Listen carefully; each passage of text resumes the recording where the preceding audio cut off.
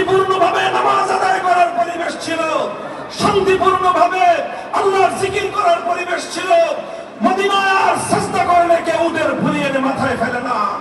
মদিনায় নামাজ দাঁড়ালে কেউ আর পেছন থেকে এসে গলায় গামছা পেঁচিয়ে হত্যার ষড়যন্ত্র করে না। মদিনায় কেউ বেলাল